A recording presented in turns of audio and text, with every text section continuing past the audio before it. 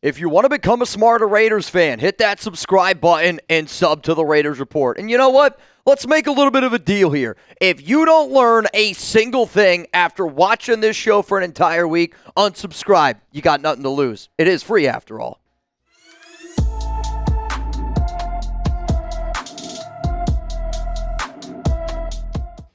Raider Nation, what's going on? It's Mitchell Renz here, host of the Raiders Report, and coming up on today's show, I wanted to do a breakdown with some analysis of the Las Vegas Raiders 2025 depth chart, because let's face it, after the Raiders went out and drafted 11 players, you also go out and you signed 16 UDFAs, and as it stands right now, you have 91 players on your roster, which the Raiders are allowed to have because of the International Pathway Program player. I figured I would break down each position on offense and on defense and illustrating maybe some of the players that I'm really going to be looking out for this offseason. Before we break all of this down, we will start on the offensive side and then go to the defensive side of the football. Today's show is sponsored by Panda Supps. Use code Jeanty for 25% off at pandasups.com. They just got some brand new BCAs, and if you're somebody that goes out and likes to go to the gym, get a workout in, you might as well get the most out of that workout with some BCAs. We got to start with the quarterback position. The Raiders went out. They drafted Cam Miller in the sixth round.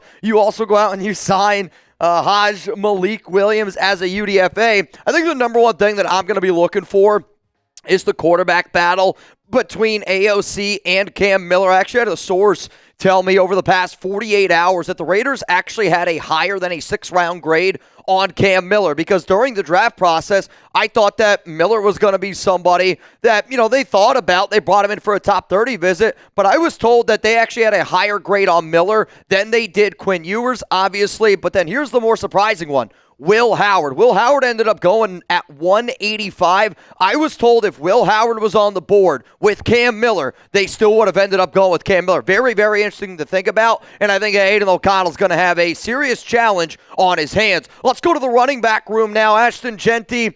Damn it, does it look good now, our running back room with frickin' the Boise State running back. In terms of the names that you really got to be paying attention to here, though, don't really want to give too much love or hate to Zamir. Probably going to be a cut candidate. Dylan Laube will be a player that I will keep a very close eye on because he was drafted in the 6th round last season, but also he did have a combine visit with the Buccaneers back in 2024, so maybe there's some interesting Spytek ties. I think if Laube wants to make this roster, he's going to have to do it from a special team standpoint, because it's going to be Jeanty and it's going to be Raheem Mostert going to be the big two-headed monster. But let's be real. You go from having the worst running game in the National Football League last season, averaging 3.6 yards per carry, ranked dead last in rushing yards per game. The number one question that I want to know from the nation, and this is going to be the pinned comment here on today's show: how many rushing yards for Jeanty this season? You're about to get in with the YouTube ad break. I want you to scroll on down and give me your answer. And you know what? I'm going to feature anybody that's got the cojones to drop a super thanks on this pinned comment on our live show on Thursday. You know what? No. Next live show on Tuesday. I want to see some people who are willing to put their money where their mouth is. I said it before on draft night. I expect 1,500 total yards. And maybe that's a little bit of unfair adjustment, but you know what? When you're drafting a running back at 6, when you have the amount of holes that the silver and black have, I want 1,500 total yards. I'm going to say 1,200 rushing yards for Jeanty this season. Let's go to the wide receiver room now. And one of the biggest battles is going to be Dante Thornton Jr. up against Tre Tucker in terms of stretching the field. I am confidently going to say without a doubt that Jakobi Meyers and Bech are the top 2 wide receivers on this roster. And I'm telling you right now, they're the 2 best blocking wide receivers we have, and they're going to get the most opportunities. But let's be honest, the Raiders go out, you draft 3 wide receivers: Bech, Dante Thornton Jr., and Tommy Mellott. Yes, Mellott's going to have some quarterback wide receiver duties, but it sounds like they mainly drafted him to be a wide receiver. So if you're Tre Tucker, you're sitting there going, they drafted a guy in round 2, they drafted a guy in round 4, and they drafted a guy in round 6. That's a lot of competition for Tucker, and I do think that he's going to make an impact as a kick returner and as a punt returner. But year 3 for wide receivers is usually known as the breakout year. This is a monumental offseason for Tre Tucker. Another player that you got to keep your eyes on is Kyle Phillips. He was one of the very first signings that the Raiders had this offseason, and Phillips was the very first recruit for Chip Kelly out of UCLA. So based on the timing of the signing and how we know this coaching staff values connections and relationships, I do think Kyle Phillips could be a sneaky player that ends up making this roster. Tight end room now, Brock Bowers is the stud. Michael Mayer is the number 2. And then there's going to be 4 guys that are going to be out there competing for jobs. I believe that Ian Thomas makes this team because he is a blocker and a red zone option. But between Shorter, Ishmael, and Runyon, they're all going to be battling it out, I would say, for that practice squad spot. But for Michael Mayer, this is a huge, huge year for Mayer because I'm going to be honest with you. If they're going to run 3 wide receiver sets, Mayer's probably not going to get as many opportunities. But I do wonder, because sometimes you see the NFL be a copycat league, I do wonder if the Raiders try to use Brock Bowers from occasional as a wide receiver because he's good enough to do it, which is going to put Mayer on the field a little bit more. But then also, the Raiders drafted Jeanty, and they built a lot of players that are going to help Jeanty be a stud. We talked a lot about 12 personnel last season, and I think the Raiders are going to use 12 personnel a little bit more this season. Mayer, it's time to put up or shut up, and I can't wait to see what you end up doing. Let's go to the offensive line now, and there is a lot, and I mean a lot of depth to be had. I do believe that it's Kolton Miller, Dylan Parham, Jackson Powers-Johnson, Alex Cappa, and DJ Glaze would be the Raiders' starting offensive line. The Raiders also went out and, you drafted Charles Grant. You drafted Caleb Rogers, so 2 solid offensive linemen in round 3. Alex Cappa, to me, is going to be the number 1 storyline of this offensive line. Do the Raiders think that he's good enough to start? He was literally the worst offensive lineman that started multiple games last season in the NFL, but he's a John Spytek connection. They signed him very early to a 2-year, $11 million deal. It's technically like a 1-year prove-it deal at 5.5, but I'm looking at Alex Cappa. I'm looking at Dylan Parham, who has started all 3 years of his Raiders career at left guard and at right guard, and I'm sitting here going, well, Kappa's probably going to play right guard. If it was up to me, I might keep Dylan Parham at right guard. I'm not going to lie to you, and I would have Cappa be the backup, but I don't know if that's going to be the route here. And if you're Parham, you're in the final year of your contract, another brand new regime. You're going on your 3rd freaking new regime here if you're Parham, maybe even 4th at this point.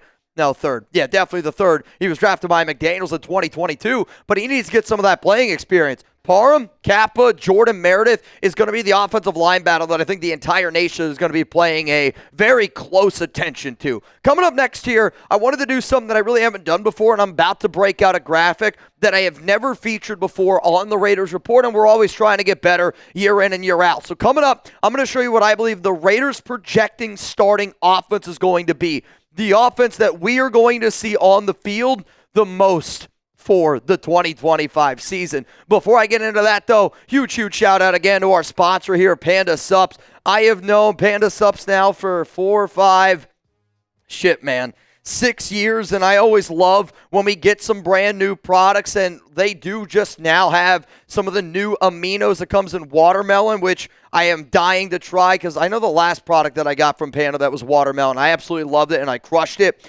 Panda Sup's BCAs, though, they got a stacked formula, and I would talk about BCAs, and, it's really important to drink this after a workout, and I don't know all the scientific reasons behind it, but at the end of the day, if you're going to take time to go to the gym and get a workout in, you need to be able to replenish your muscles. My dad, I can always remember this, used to say that oil is more important than gas in a car because if you don't put oil in your car, you're going to ruin it. I think that BCAs are kind of that exact same mindset of you're going to ruin your body in the long run if you don't use BCAs right now in the short run. I use them after a night, of drinking. I think that the versatility here is a lot. Not only is it great for a workout, it's also going to make sure that you're staying hydrated. The summer's right around the corner. We as Raider fans like to have a good time, and I'm telling you right now, pandasups.com, code GENTY for 25% off.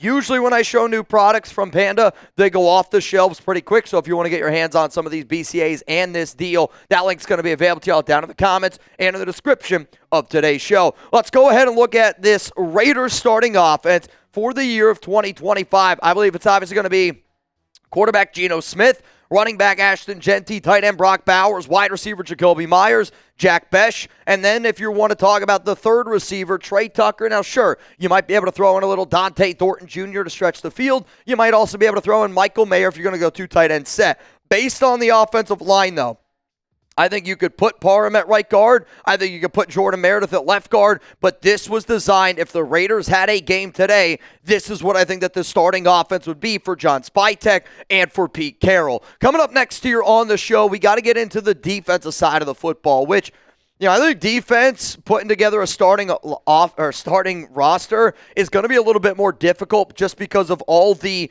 moving parts that I expect for this defense. But on the defensive line, in terms of edge rushers, Maxx is the dog. You brought back Malcolm Koonce.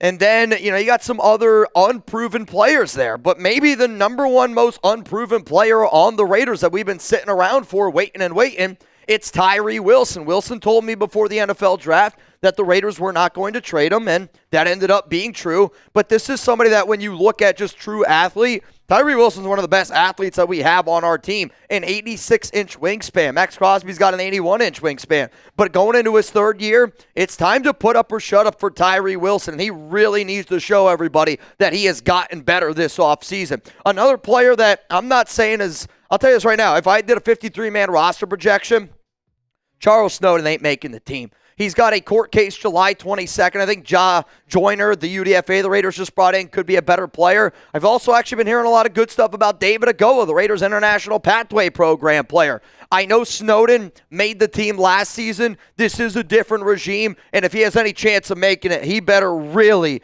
open up some eyeballs with this new regime. Let's go to the defensive tackle room. You drafted Tonka Hemingway and J.J. Pegues in the 4th and 6th round. Adam Butler, Christian Wilkins are going to be main players that you're going to keep an eye on. But then also, we got to talk about a dude like Leki Fotu, who the Raiders went out. They signed earlier this offseason, and he's a big defensive tackle. At 6'5", 335 pounds, they were looking for somebody that could eat up space. Another player that they are also very high on is Jonnu Lalu, who is entering his second year.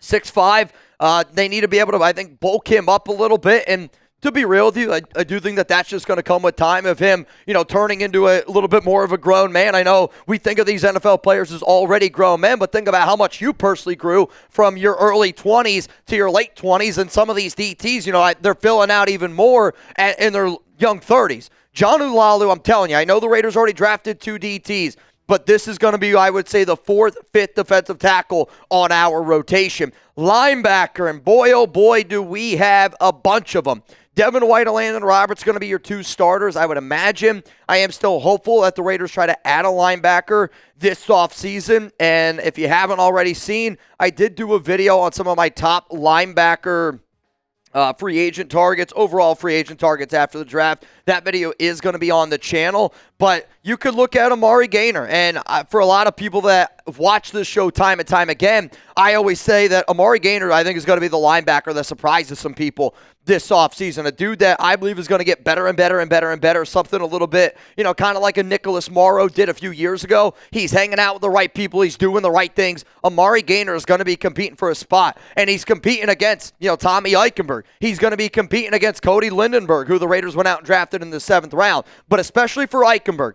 Eichenberg was a player that I thought, could be somebody that fills the shoes of a Robert Spillane once Spillane ultimately end up moving on. But Eichenberg, Lindenberg, Amari Gaynor, and Amari Burney, I would say, are all going to be competing for time. And that also, I would say, ties in, with Devin White. Elandon Roberts is the only linebacker on this squad that I will confidently say will be a week 1 starter. Between Devin White, Amari Burney, all those other names that I mentioned, quite frankly, I think they're all fighting for linebacker number 2 spot. So I got to know from the nation down below, is linebacker the Raiders' biggest team need after the 2025 NFL draft? This was a position that I thought Las Vegas was going to pay a little bit more attention to. And, I've seen the draft. I like the draft. I'm not going to poke holes at the draft. There's always different opportunities. But at the end of the day, I can put my head on the pillow and go, you know what? I believe in John Spytek. I believe in Pete Carroll. To me, I would say right now the 3 biggest needs for the silver and black, and they're not ranked in any particular order: nickelback, linebacker, and free safety. I still think that we need a starting free safety. I still think that we need to upgrade at the linebacker position. And I still think that we need to go out and find a true slot corner. No disrespect to Darnay Holmes, but if Darnay Holmes is going to be our starting nickel, we could be in a little bit of trouble here, which, let's go to cornerback now. Jakobiran Bennett, locked in as one of your starters, had a really solid year last season. Hopefully he grows again here in year 3. The Raiders went out, they signed Eric Stokes, and I would imagine that Stokes and Darian Porter are going to be competing for that second cornerback spot on the outside. Now, Stokes did play with the Green Bay Packers last season, former first-round pick from Georgia. There is some upside there, but then we also can't forget about DeCamerion Richardson, because if you were to tell me if DeCamerion Richardson were to be drafted by this Raiders regime this season, we would all sit up here and go, he's going to compete for a starting spot, because he is the exact build of what you look for in a Pete Carroll corner. Long, lanky, super athletic, and I'm hoping that he gets better going into that second year as well. I think we have 4 solid outside corners. In terms of the nickel, though, the nickel is really, really scary for silver and black. Let's go to the safety position here, and I don't want to take this as I don't like our safeties. I really like Jeremy Chinn. I really like Isaiah Pola-Mao. However, though, I think that Chinn is just a starting strong safety who you can also make into a linebacker. I think Isaiah Pola-Mao is a great safety 3 on a roster, but it's not somebody that I want to be our starting free safety. And sure, Patrick Graham likes to run 3 safety sets, but I don't know who that third safety is going to be. Is it going to be Tre Taylor, the Jim Thorpe Award winner from Air Force a few years ago? Didn't really get too much opportunity last season, but if we're going to rely on players, to protect our backside, you could say pause or giggity, however you want it, there's a lot of unproven players that I don't know if they can do that. A guy like Lonnie Johnson Jr., another solid pickup the Raiders had, but also at the exact same time, I think he's really just a special teams player and really just a thumper that you can run downhill. Chris Smith, he was drafted in the 5th round out of Georgia a few years ago by the Dave Ziegler, Josh McDaniels regime, and we really haven't seen too much of him. I know he's a well-liked player, and I know that coaches, think that he works hard and goes out there and does his thing, but if we're talking about talent and talent alone, I can see Chris Smith getting cut this offseason. I do want to get into the special teams now where maybe they keep Jacob Moyer, and the Raiders decided to bring in a long snapper on one of their visits. And punt return, kick return, you go look at a bunch of different players here. Watch out for Tyreek McAllister. He's still on the roster. That guy's super electric. But the number one player I want to talk about in terms of special teams breakdown is Tommy Mellott. Tommy Mellott won the Walter Payton Award, which is essentially the Heisman Trophy for FCS, and he played corner for Montana State, who was the number 1 team in the country, lost to Cam Miller in their national championship. Very good game.